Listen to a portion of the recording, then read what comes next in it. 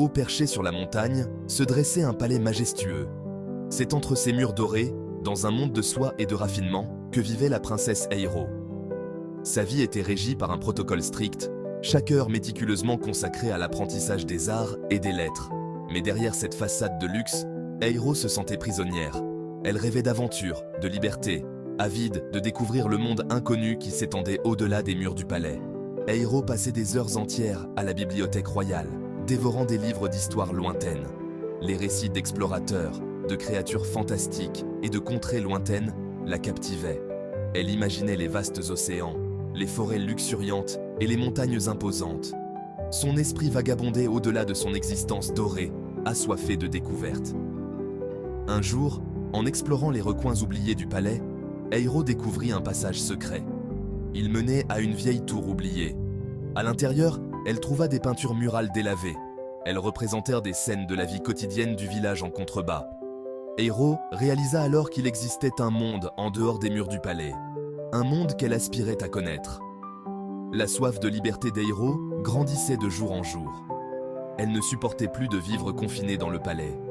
Son cœur aspirait à l'aventure, aux rencontres authentiques. La princesse se sentait prête à défier les règles, à braver les interdits pour goûter à la liberté, ne serait-ce qu'un instant. Depuis la vieille tour, Eiro observait souvent le village en contrebas. Elle était fascinée par la vie simple et joyeuse des villageois. Elle les voyait travailler au champ, jouer de la musique et danser sur la place du village. Un sentiment étrange l'envahissait, un mélange d'envie et de nostalgie.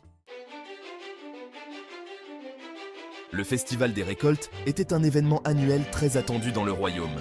Il marquait la fin des récoltes et était l'occasion pour tous de se réunir et de célébrer l'abondance de la terre. Les villageois arrivaient de tout le royaume vêtus de leurs plus beaux atours. Dès l'aube, la place du village s'animait au son des instruments de musique. Les enfants couraient partout, les yeux brillants de joie et d'excitation.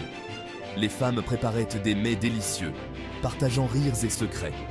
Les hommes installaient des jeux et des attractions pour le plaisir de tous.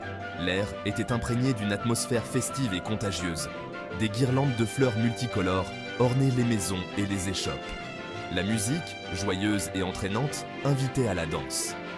Les villageois, vêtus de leurs habits traditionnels, formaient des rondes et des farandoles. Les rires fusaient de toutes parts. Le festival des récoltes était bien plus qu'une simple fête. C'était un moment de partage, de communion et de gratitude envers la nature. C'était un événement qui unissait le royaume dans la joie et l'allégresse. Le village en fête était une explosion de couleurs et de sons. Eiro, cachée derrière son masque, se sentait étrangement libre. Elle se laissait porter par la foule, émerveillée par l'atmosphère festive. Les jeux, la musique, les rires des enfants, tout était nouveau et fascinant pour elle. En se promenant parmi les stands, Eiro remarqua un jeune homme.